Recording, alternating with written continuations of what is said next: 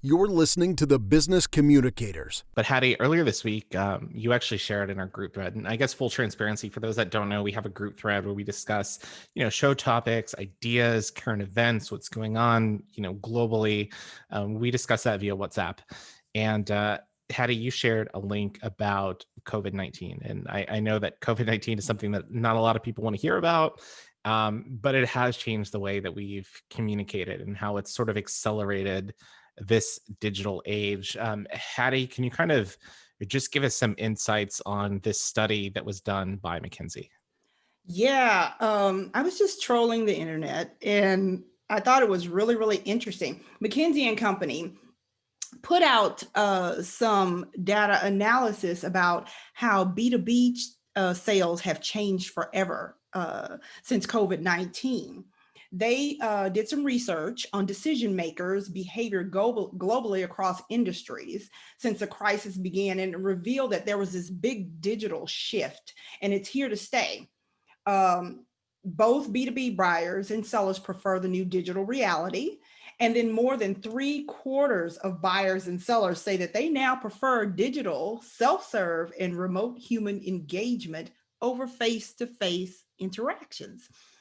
And that's a sentiment that's steadily just intensified even after the lockdowns have ended. What do you guys think about that? Man, Thomas, I'm going to get to you in just a second on this one, but I am torn. I mean, I do think there's upside of, being able to work from home, being able to take care of different tasks throughout the day and kind of work at your own pace. I mean, I've had bosses tell me in the past that they don't care how long or when I work as long as I get my stuff done. And at the end of the day, I think that's the most important thing. So I do like this, agility, this flexibility to be able to work whatever works. If you've got a kid and you want to go see their soccer game at like 4 o'clock or soccer practice, whatever, you can do that and maybe finish up some emails at night. I think that's totally fine. But I would caution that we are becoming too reliant on digital, and that there is a little bit of fatigue that is going on. For this podcast, for example, I would much, much rather see you guys in person and record in person than to have to do this via Zoom and look at your faces on a screen. Although both beautiful faces, I will say that. It takes away that human element. And I think as humans, we crave connection, we crave touch. That's just so much of a part of at least who I am. And I think that's been so difficult with the pandemic. And I worry that people are starting to get maybe complacent, and maybe we might lose some of that human connection. When I thought about it more in terms of convenience for myself, because I agree, I miss the human interaction and touch, but I love the convenience of being able to shop online, then go pick up my items, or and not have to really touch anything or touch anybody, and they do it for me. So it's kind of spoiled me in some aspects, but in other aspects I also miss going into the stores, touching and feeling the items that I want to do, and I hope to get back to that more often. But that's kind of my take on it. It's interesting you say that, because up until recently I was more on the B2C side, so I was taking these vendors calls and the B2B stuff coming in on it.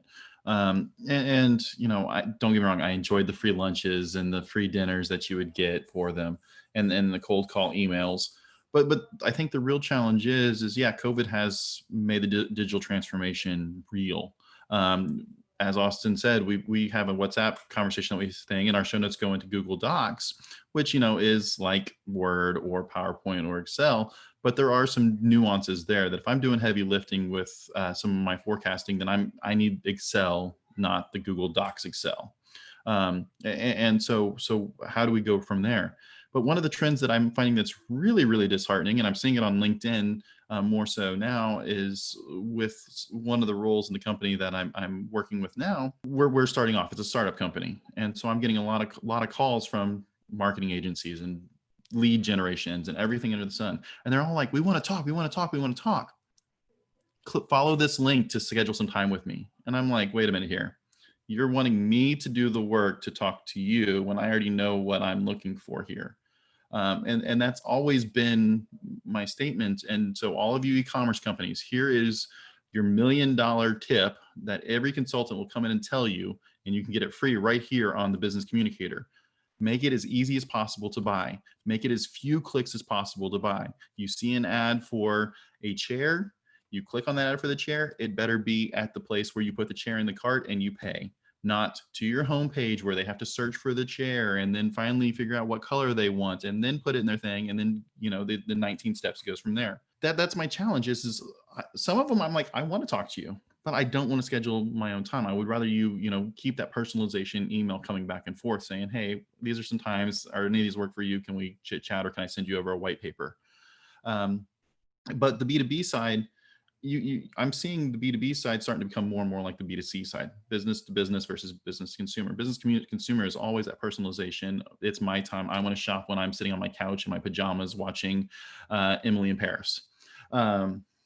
And that was a little inside joke for all of the people. You'll have to go back to the end of season 2, episode 17 to listen to that. Yes. And so I want to shop when I'm there, not when I'm ready to go to the mall or when I'm thinking about it. It's that real time thing. And B2B is becoming more and more along those lines, is that the personalization needs to be there. The human touch needs to be there. The my time needs to be there. So that's my take on that whole article, the McKinsey & Co. As while I do see a lot of that being 100% true, but I think that people are starting to rest on their laurels on that automation side of it. And to Hattie's point, though, I do like some of the benefits of, companies like Amazon or even locally grocery stores that do curbside pickup or delivery. Time is your most valuable asset at the end of the day. How you choose to spend it, can define happiness, sadness, so many emotions. And sometimes when you've got a hectic schedule, it's just nice to be able to order something on Amazon or, from Central Market and just you have it delivered to your door. That convenience factor is nice. But at other times, I just enjoy going out and spending 45 minutes to an hour in Central Market, looking at different items, trying to figure out different recipes, things like that. About a week and a half ago, the Houston Open was being held here in downtown Houston. And I had a colleague that had tickets that he was going to give me. And he asked me, what's your address? I can just send them to you. I was like, no, I'm going to drive out to you and pick them up if that's okay with you. It was 45 minutes out of my way, but for me, it was worth it. I spent about an hour and a half just chatting with him and catching up. So to me, I wanted that human connection. I crave that. And, I do like that side of convenience. Sometimes it's so helpful, especially when we're just slammed with, work obligations, family obligations.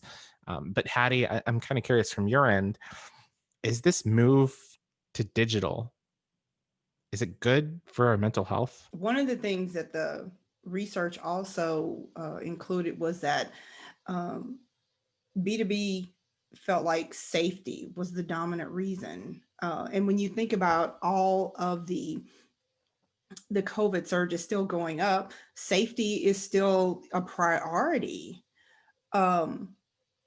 So I think it could go either way. And I'm big on the safety part. I want to be safe. I want to feel safe when I'm buying things. So I don't know if it's going to be, I think it's going to continue to be primary. I don't know that it will be the overarching factor. We'll see. Depending on how intelligence gets better and how it personalizes and customizing information, though, that's the one thing that could make it, more of a dominant factor. And I'm gonna make 2 quick comments here. First, I'm gonna circle back to Austin about the Ultima commercial that's being shown right now, even in COVID, where the guy has the social media post that says, "What are you doing?" And the guy gets in his car, drives to the house, and he knocks on the door, and he's like, "Nothing." And the guy's like, "You answered my social media post in person?" He's like, "Yep." And come on in. So I feel that, like, it's like, hey, let's actually talk. I have some friends who work in sales for major global companies, and they have AI bots that are going out there and acting as a human, setting up meetings and distributing white papers. And they straight up told me, yeah, if we get a call and they're saying, "I'm looking for so-and-so," we have a list of reasons on why they're not here. Everything from, oh, well, she stepped out of the office for a while, or he's on paternity leave, but I can take your call. And so that initial touch might not even be a real human. But again, are we resting on our laurels, or are we just at some point in time going to be 100% non-humanized? I think of an automation thing is really interesting. I don't know if you guys remember this, but probably 2 or 3 years ago, Google had, a huge tech update where they were promoting a bunch of their new products. I think the Google Pixel. And then they also showed this new software that they were working on. It was like Google Assistant. And, Google Assistant exists now, but they were trying to humanize it a little bit more. And we actually did like a test call for a woman who was wanting to schedule a hair appointment. And they recorded the conversation, and they just played the conversation with like no context. And it sounds like an actual human conversation, like I'm trying to, schedule a hair appointment for Thomas Bain. Just want to see if we can do it Saturday at 12:30. Oh, well, 12:30 isn't available. How about 2? Oh yeah, absolutely. Go ahead and mark it down. Perfect. That was the conversation. And afterwards, Google said, what you just heard was a robot talking to a human, and the human had absolutely no idea that they were talking to a robot, but it was able to use the AI, the intelligence, to have that conversation. So, automation is going to be a thing moving forward. And I don't know, is that a good thing, or does that sort of mean that, consumers and employees moving forward are just a means to an end? When I heard you talking about that just now, it made me think of the nonprofit industry, which is a very high touch human type industry where people want to see. They're not giving money to just, nonprofits. They're giving money to people to help other people.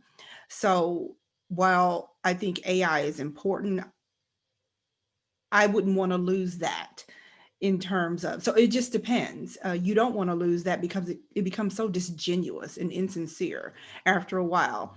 I'm talking to a bot who's going to tell me, hi, Hattie, here's your $50 and thank you for giving it to Billy. And I don't know who Billy is. I haven't seen Billy, and it just turns me off at that particular standpoint. There's a guy that we had on the March IBC Houston webinar. His name's Chris Yandel, Dr. Chris Yandel. He's actually my old boss from when I was working in athletics at Baylor. He was really big into thank you notes and actually taking the time to write thank you notes. And he's a very, very talented writer. I'm going to give him a plug here, but he wrote a book. I think it's Dad Lunch Notes. We'll drop a link in the show notes, but it was just a series of notes that he wrote to his daughter when she began 4th grade that were encouraging, daily notes. And I think that like being able to touch something like that, being able to read something like that was handwritten, it just means so much more than just that email that you get that is just a form letter. He actually shared something on Friday on Instagram, but it said kindness cost $0. It's free. Everyone wants free stuff. Give them kindness. I don't know. Just words to think about.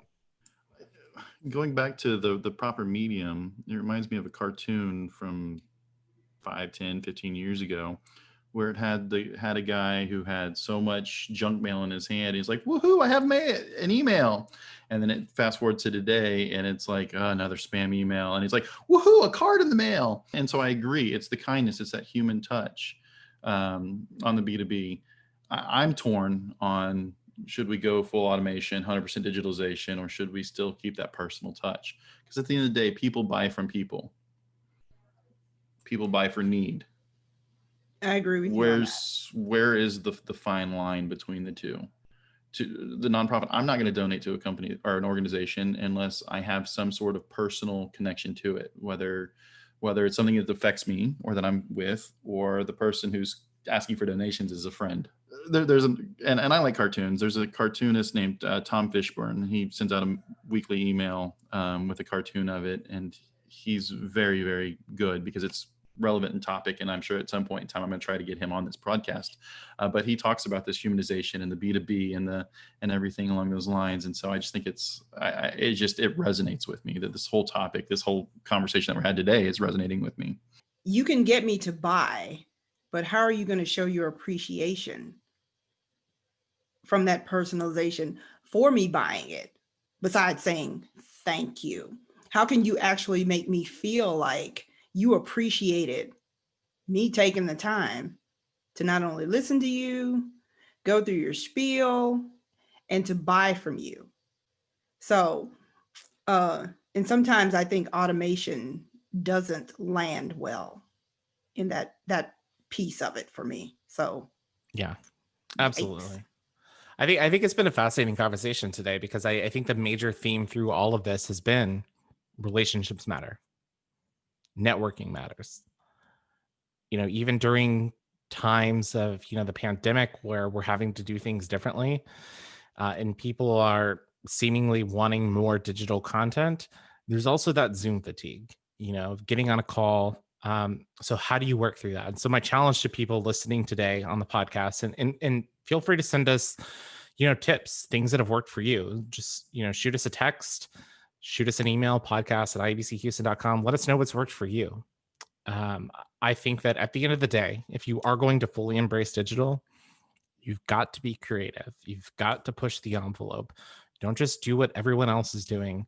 Do something that can help elevate your brand and show that you are the subject matter expert or leader in this space. Don't be complacent.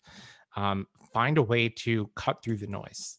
I think that will really help your brand or your company grow moving forward as we navigate this new normal. Because although there was good news about a vaccine coming from Pfizer, it's going to take a while to distribute.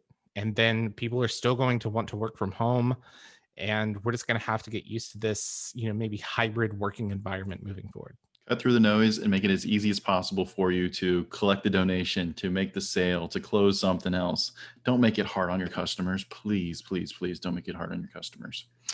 Also, Absolutely. understand who your audience is. Understand what they want. Understand who they are. Because as these guys are saying, if you don't know your stuff, you don't know your audience, you don't know what it is, understand what it is you're even selling to them, it's not going to matter. And if you don't have a relationship, build one. That's the difference between good and great.